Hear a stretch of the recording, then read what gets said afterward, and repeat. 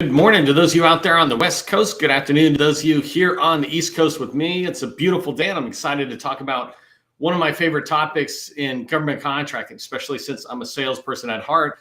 The 6-second capability statement is about getting you in the door, and so that's always exciting. Before we get started, and hello to those who are popping in early, Nancy, Shelley, or Patty, and Curtis, and others. I'd like to give a tip to those of you showing up early and on time. It's a way to say thanks. And give others a chance to kind of get in here. And so today's tip is about calling 5 people every single day. And what I want to recommend to you is that you create this habit of calling 5 new people every single day. When you do that, you really begin to do the math out there, right? It's 5 people a day, 25 people a week, whatever 25 times 52 is, or times 50 is, right? You're getting up there into the 1,000 plus new people a year that you're calling.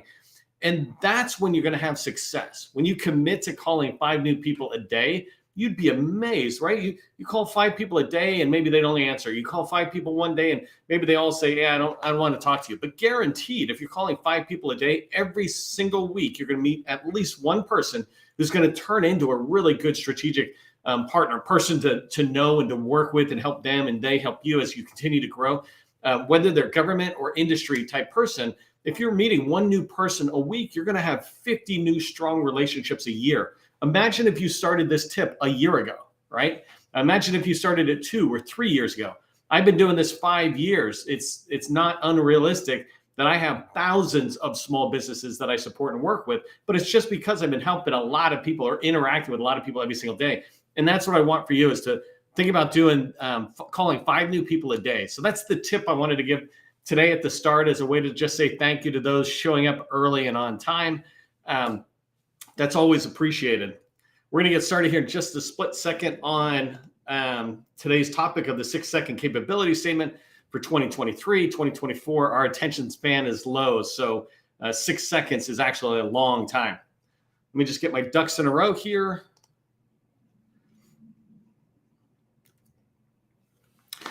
Everyone knows that we need a capability statement in place, right? But how do you make it rock and actually work for you? I've said in previous trainings, in fact, recently I just did another training about this yesterday, for those who are following along in the lives.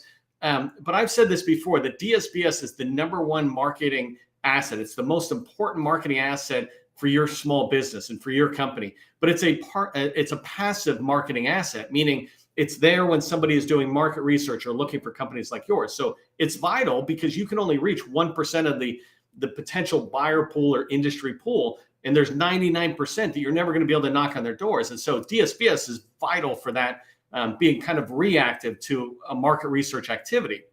Your capability statement is the most important marketing asset when it comes to getting in the door. It's your proactive marketing asset that it's the most important one that you have that's related to proactive activity, right? It's 1,000 times more valuable than a website. I really want this to be driven in. We sometimes fixate, people try to encourage us to fixate on a website. The website is, of all the 6 marketing assets that I talk about, is the least important, because the website has to have people going to it. The website is much bigger for commercial or consumer type activity or commercial, but in the federal space, those buyers aren't traditionally going off to a website and doing research there. They're meeting you, you're knocking on their doors, or they're finding you through supplier portals, et cetera. But your capability statement, far more effective than your website on telling people about you and getting you in the door, et cetera. Capability statements, they're not meant to win awards. They're not meant to win contract awards. They're not meant to win graphic awards, right? They're not meant to communicate every single thing about your company.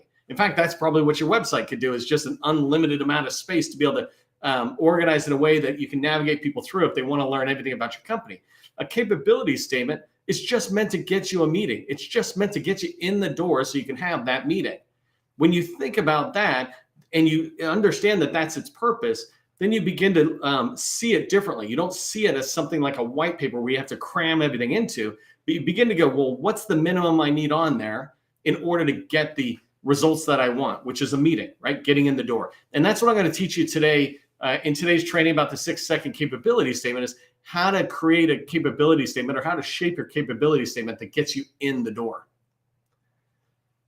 If you don't know who I am, my name is Neil McDonnell. I'm the president of the GovCon Chamber of Commerce, and I want to welcome you to my daily federal sales training, where I provide tips for success in the federal market. I spent 20 years as a small business owner in the federal market, and since 2018, I've been teaching people like you that government contracting is not a secret, it's just a process. When we follow the process A to Z, we're going to have repeatable, predictable results. That's what you want for yourself, and that's certainly what I want for you when I train you. Before we get started, help buyers remember who you are. Put your company name, if you haven't done so already, into the chat or in the comments if you're watching a replay. Put your company name in with 2 or 3 words that describe your core competency. Let others know who you are so that when we're looking for a company like yours, it begins to sink into our mind because we saw you in the chat, we saw you in the comments. Finally, I wanted to say thank you to the GovCon Chamber of Commerce sustaining members. We're not funded by the government. We're not funded by large primes. We're self-funded.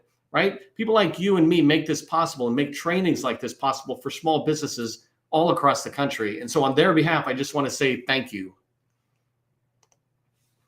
All right, we're going to dive into a lot. I often get told by my team I tend to put too much into these training sessions, but I'm really just trying to share information. If you slow this down and watch the replay, you can get it. But my goal is to give you tactical advice you can look at and walk away every single day and go, oh, let me do something. And so it is a fire hose activity that we're going to be doing today, but it's good, solid tips. And I hope you track on these, take some notes, and then look at your capability statement later. Let's begin with the purpose, right? Really understanding every marketing asset has a different purpose. And the purpose of the capability statement, like I mentioned a second ago, is to get you in the door, right? The idea is to get you in the door, get a meeting. I often actually get in the door and then I share my capability statement. But the idea is it's getting you to the next door, to the next door. It's just designed to open doors and get meetings. It's not designed to do anything else. It's not a resume. This is something that a lot of people say. In fact, I used to just parrot the terms, years ago, where I would sit there and say, oh, your capability statement is like a company resume. But it's not. And I've really been refining my thinking on this. A resume is designed to pre-qualify you and exclude you. If you think about if you've ever dealt with resumes, right, or even imagine trying to get a job, the resumes come in, you get flooded with resumes, and now we've got machines just filtering through the resumes, so no person is even looking at it. It's a very impersonal document, the resume. It goes through, and then maybe the recruiter or the hiring manager looks at 1 or 2 of the resumes out of 1,000. In the capability statement, it's not a resume. Right? It's more, I'd rather you think of it more like a movie trailer. It's designed to invoke interest in the buyer, in the teaming partner that you're reaching out to. Hey, here's my capability statement. And it's kind of like, ooh, here's the GovCon Chamber. They do cybersecurity and governance, risk, and compliance. That's exciting. I can't wait for the movie to come out. I can't wait for the meeting, right? The meeting is the movie. And so think of it like a trailer. And now you're understanding that its goal is to invoke interest, get people to buy a ticket and go to the movie. It's not designed to be a checklist to write you out of the door, right? Another way you could think of it is like an elevator pitch in written form. If you think about an elevator pitch and you're riding up an elevator, you've got these things you want to talk about. Here's what we do, here's what we've done it, etc. So your capability statement is like an elevator pitch. They don't want to know everything about your company in the elevator. They just want you to interest them enough going up in the elevator. If you've never tracked the whole thread through, the idea of an elevator pitch is when you're riding to the top and they get out to go to their office, they say, you know what, Neil, come along. Tell me more about your company. Compared to, well, thanks, Neil. See ya. And send me back down the elevator. So it's our capability statement is more like an elevator pitch, a movie trailer than it is a resume. And when you think that, you'll remember that you wanted to invoke interest. Another thing to keep in mind about the capability statement and how you achieve this purpose is in 6 seconds or less, it needs to communicate a couple of basic things, right? It needs to communicate that you're procurement ready, and I'll explain how it does that, right? It needs to show that you're procurement ready. It needs to communicate what you sell, needs to communicate who has paid you for these services, including just the whole concept that somebody has paid you for these services, right? What you sell, that somebody has paid you. And all of that, those 3 things, procurement ready, what you sell, and who you've sold it to, is designed to get the other person, the reader, to be able to say, tell me more, or you know what, you should talk with Martha. I don't do what you're trying to talk about, but Martha does. Let me introduce you. Let me give you her name, whatever it is. One way or another, you want them to say, tell me more, or talk to Martha. you don't want them to wonder what you do, right? And so that's that idea. In 6 seconds or less, you're communicating the whole idea of your company in an easy way for them. So if it makes sense about how quickly people need to be able to look at your capability statement and be able to understand your company and where you fit in their company or agency, put 6 seconds in the chat. Just let me know you understand that nowadays people need to be able to read your material very quickly. As you're doing that, I'm going to move on and talk about the format. So there's certain sections of your capability statement. And I'm telling you, I spent 20 years as a small business owner, both companies successful. I knew what I was doing. I was making sales, but I did not know the process. I did not understand some of the most fundamental things because really no one was teaching it. They would tell me, hey, you need to have a capability statement. And they, somebody like HHS would be the one telling us what it is, except for, they're not experts on marketing and sales. And so as I got out, I began to refine it. I began to understand the process around capability statements. But it was this idea of the Z format came from Lonnie McRae of the Department of Energy. And frankly, I'm embarrassed to say, I don't know if she's still there. I can't remember if she left. I haven't talked to her in a year or so. But she gave me this whole concept. I loved it. And you can go watch the video. I actually interviewed her a few years back. And I interviewed her, and it's out on our website in the blog. But in that interview, we were talking about capability statements. She and actually somebody else in the Marine Corps said this idea of, if you're a woman-owned small business, stop putting pink on there to just make it seem like a woman. If you're, stop putting the American flag on your capability statement. We get it. Everybody's patriotic, right? They were saying, leave those things off. We just need to quickly get to where you're at. Because imagine this, they're getting hundreds of small businesses sending in capability statements, hundreds at a matchmaking event or just every single day, people reaching out wanting to do business with a particular agency. And so we do the normal thing. We send our capability statement at some point. Well, when they get that many, it gets hard to read them. So we need to make it easy. We need to remove the friction between, really their mind and their memory comprehending what we sell and our capabilities statement ability to send it out. So Lonnie talked to me about this whole thing. And the minute she said it, I got it. It's the Z format, right? The capability statement can't deviate. I see tons of different styles of capability statement. And I think that is actually not good because we're never getting our customer buyers to get used to one way. But if you do this Z format, and I'm going to show you in a second what that is, but basically we read left to right, right? Just if you picked up a book, you're reading left to right and then down and left to right again, right? It's Z format. That's how we read. And so in a book, every line you're doing that. In a capability statement, you want to do a big Z, the whole single page, big Z. And by the way, capability statement, one single page, front only. I do not offer multiple suggestions. That's it. Because again, it's just supposed to get you in the meeting. If you're in the meeting, what do I need the back page for? Its idea of the Z format is it's guiding the reader's eyes through your most important information and helping them quickly absorb it. Right? It's one of the reasons you'll see me talk about the font size should be 14. People are like, oh, I need it smaller. No, if you make it smaller, you're just trying to cram information in. Compared to if you make it bigger, you have to be concise with your words, and so that they're the most clear words about your what you sell or who you've done that for. So let me show you really quick the Z format that I use and that I teach people to do. So let me just pull it up. It should be up right now. This is just a framework, right? Don't think of this as some sort of award-winning one. It's a framework that we share out there. We give it out as a handout. Happy to send it to you if you ping me in LinkedIn and messaging. But this idea is the Z format. See on the top left by the GovCon Chamber logo, the way the reader reads is they go from my logo all the way over to the right, down to the bottom left, and they come across. I'm going to explain these sections in a minute, but fundamentally, they are the header at the top, the core competencies, the past performance, the footer, and then these two other sections, which I call differentiator and about, right? Those are the sections that I'm going to explain in a minute, but just keep in mind this Z format as we go along, and I'm going to stop sharing. I might come back if I need to be able to talk to you about it. By the way, if you got what I just showed there, the Z format, and if it made sense to you, put Z format in there. If it didn't make sense to you, don't put Z format, and let me convince you as we go forward on there. So those sections we're talking about, the first section was the header, right? And you notice it had GovCon Chamber, that in the middle it had capability statement, cage code UEI, and some logos. And so the idea is in the top left, you want your company logo. It's where you're saying your company name. The first thing somebody sees is your company name. Okay, I got it. GovCon Chamber of Commerce. The next thing is putting the word capability statement. There's a debate back and forth about, oh, should you put it on there? Should you not put it on there? Anybody who doesn't want it won't really care. They'll move on. But the people who want it on will actually ding you in their mind, whether they even realize they're doing it, because it doesn't say it. They're like, oh, this must not be a capability statement. It doesn't say it.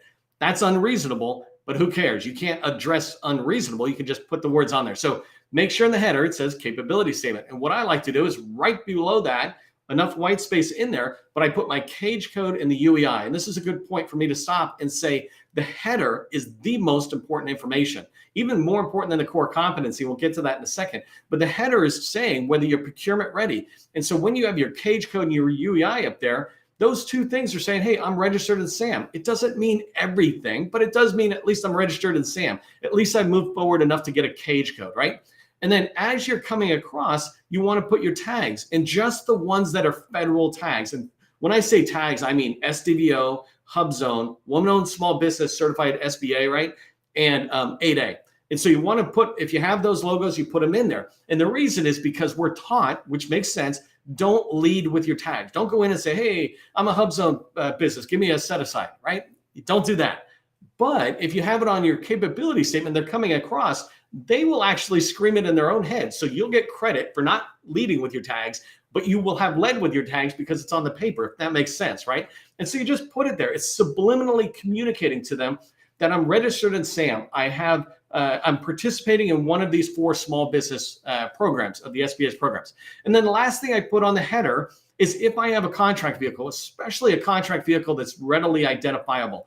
On the header I showed you, it had GSA, just mass, and it also had stars 3. Those are 2 really easily defined ones. And so you might put on something like Seaport. If you're primarily selling into the Navy, you might put the Seaport logo up there for Seaport Next Gen. Whatever it is, you're not trying to crowd it, but just enough that it communicates, here's my company name, here's my cage and UEI, here's the small business programs I belong to, and because I have contract vehicles up here, it demonstrates that you can reach me. In less than a second, it tells them that going across the header. A couple other things really quick about the header.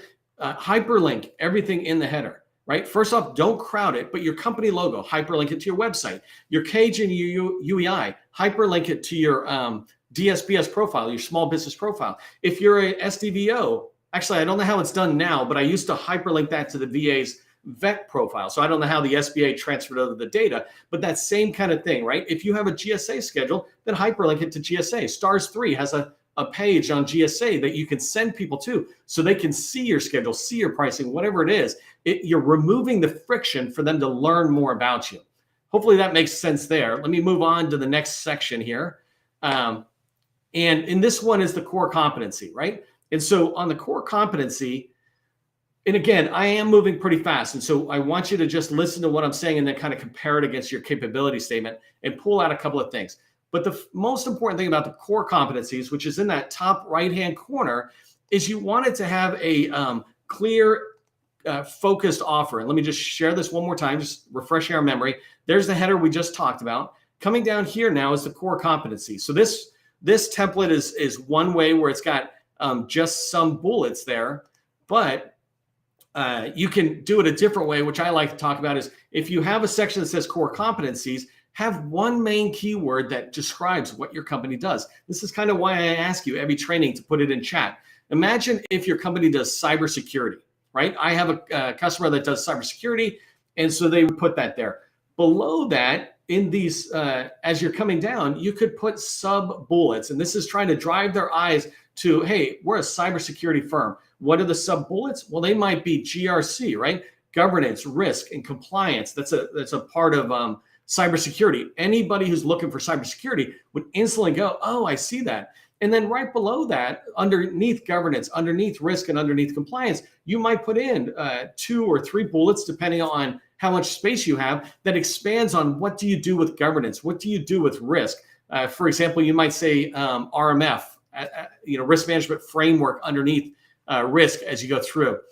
One thing to keep in mind in the core competency is you want to make this easy to read. The whole document is designed to have a lot more white space than you would traditionally think, right? We tend to want to crowd it in. Even proposals sometimes have this problem. We try to shove everything in instead of being concise and leaving more space. So use 14-point font on the core competency and the past performance, right? Make it easy to read. Don't make them have to strain their eyes. Think about how much they're reading. If you make it very easy to read and 14-point font, then you have to be really direct with what bullets describe what you sell. You can't say everything, and you begin to get specific. And this is what we mean by having a clear, focused offer. So that section is core competency. They come across your header and they go, they're procurement ready, right? They come to your core competency. I understand what you sell. Now they're moving on to the next section in that Z format, which is past performance. The purpose of past performance is to show that others have paid you for the services that you just described in core competency. We describe this as borrowed credibility. If you have some customer names in the past performance area, you're going to get borrowed credibility as they look to you and they go, oh, you've done work with DHS or you've done work with the Army, right? And so that's called borrowed credibility. Again, it needs to be 14-point font. And the one thing I want you to keep in mind as you do it, let me see, I can't remember if I had this on the template.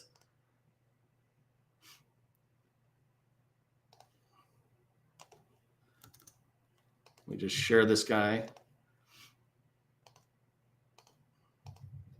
So the one thing I want you to pay attention to down here in past performance that I really like, and I'd recommend you consider this, is when you're coming down, break up into two sections, the past performance. The first section is the agencies, the customers you've worked for, and the second one are sample projects.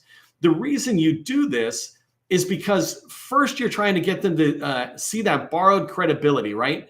You want them to sit there and see that you've done work quickly for the Army, for CDC or whoever, right? Instantly they see it, they go, oh, those are agencies, or even if it's state and local, whatever you have to do to address your past performance. But those names will work pretty fast. You don't want to use logos. You just want to use names. We're sometimes trying to put logos in, but that makes it hard. You're introducing friction because now I got to read around the circle to figure out what it is. Not all logos are the same. And then make sure you're using federal experience first. And then if you have some state or local commercial, go ahead and put that in. 4 to 6 max, because you saw how I had them on 2 columns. When you move to the sample projects, the second portion of past performance, in here you want 4 to 6 examples. You don't need everything. You're just trying to wet the whistle. You're trying to generate interest, invoke interest that makes them say, tell me more, right? And so when you come down, you want to have these bullets to be clear one-line titles that are easy to understand. I can look at that and I go, oh, I get it. It's not complicated jargon. Keep in mind, most of the people who look at your capability statement are not jargon heavy folks. They're typical market researchers, acquisition people, small business people, pretty much anybody but your end customer kind of thing. And the last thing on the past performance, when you have that sample project, is tie those titles, the way you're thinking about them and writing them, back to the core competencies that you had. So think about it. When I said risk in the core competency, I said cybersecurity, GRC, and R was risk or risk management, right? So down in my past performance, I might say something like risk management framework for CISO, and I'm brutalizing the title, but I would say RMF or risk management framework, which is a huge known jargon type phrase that's in there. But RMF is low level enough jargon that everybody knows what it is who would be coming to look for a company like yours. So whatever it is, though, tie your titles in your past performance back to your core competency. I got 3 more sections I want to talk about. These ones I can go pretty fast. But the next section is differentiators that I wanted to share and just reminding you where that's at. It's funny. Every time I try to share, I've done something wrong with my Word document. I have to click. So differentiators, I keep down on the bottom right. And the reason is because differentiators are not that important. People want to know what you sell and have you got paid for before. If yes, then I want to know your differentiator. Then I want to read your about section in the top left, right? So differentiators I put down in the bottom right to track on those. In the differentiator, you want to put things like your facility clearance level. I know people say don't put it in, but half the people do, half that don't. I hate that thing. But me personally, I would be putting it in. You make your own decision. But it sure opens the conversation quickly when it says TS facility clearance. And that's the great thing about not being held back by my recommendations. Certifications, you might have saw them in there already. ISO, CMMI, things like that. Whatever certifications are important to you as a manufacturer, construction, or professional services type company. If you're in construction, an example is your bonding levels. Those are really important because those instantly raise up your procurement readiness in there, but it's more of a differentiator from your competitors. How high is your bonding level? It goes directly to how large of contracts can you deal with. Another great differentiator that I like is agency experience. And I don't mean, hey, we've worked with many agencies. I mean one agency.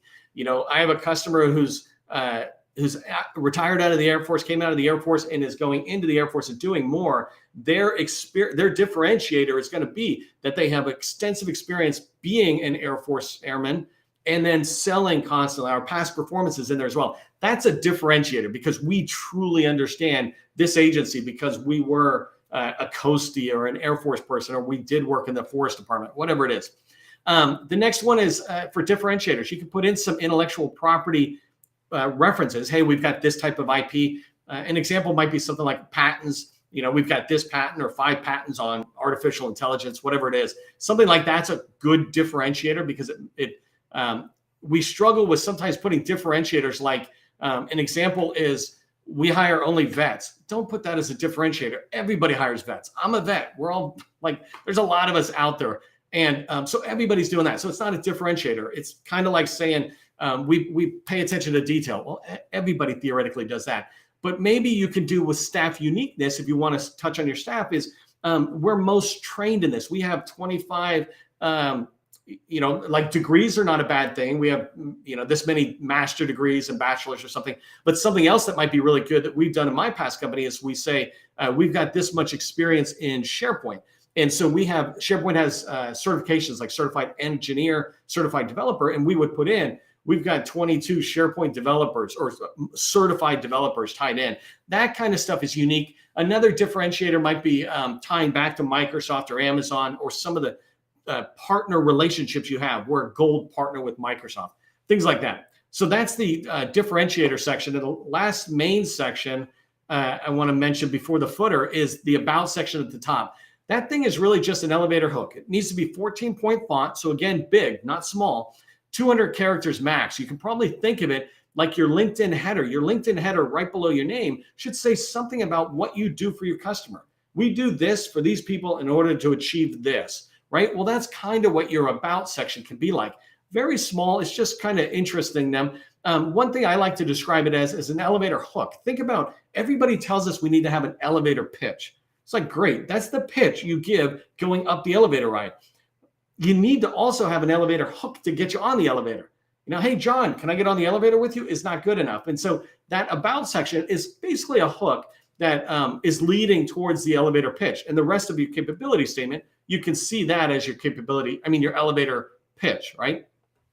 Okay, so I'm running out of time and I just want to touch on the last section here, which is the footer. The least important information should be the farthest away from your reader's eyes, right? So the most important information is that you're procurement ready at the top in the header. The least important information are your NAICS codes. Who cares about those, right? Anybody who actually says they care about NAICS codes doesn't really admit the fact that a NAICS code can be used for 1,000 different things. Right? They want to see your core competency in words. Then they can look at your NAICS codes. So your NAICS codes, they can be at the bottom. They're really factual information. It's important to be down there, but they're not interesting. They certainly do not evoke interest. The other thing is your contact information. I often see people put it up high. No one needs to have it high up there if they don't need your contact information until they get interested in you. So interest them, then give them your contact information. So those two pieces of information should be at the bottom. It's okay to have smaller font down there because, again, the information is less important and you can make them work a little bit on it. The purpose of the capability statement is to communicate in 6 seconds or less that you're procurement ready, to communicate what you sell and who's paid you for those services. And all of these in 6 seconds or less are designed to get you in the door. So my tip for you as you walk away is take a minute, review your own capability statement, and just ask yourself, is it doing this, right? Not necessarily my layout, but is it communicating in 6 seconds or less what we do, who's paid us, and that we're procurement ready, right? Is it really easy to understand? If you find value in the trainings that we do, become a sustaining member of the GovCon Chamber of Commerce today. We'd appreciate that support. And if your company is already making some traction, right, and you want to go to the next level, reach out to me. We have a BD Accelerator workshop. I'd love to have you in it if your company's at the right size. You just send me a message in LinkedIn and we can get the ball rolling there. And remember, government contracting, it is not a secret. It's just a process. I'll see you in the next training.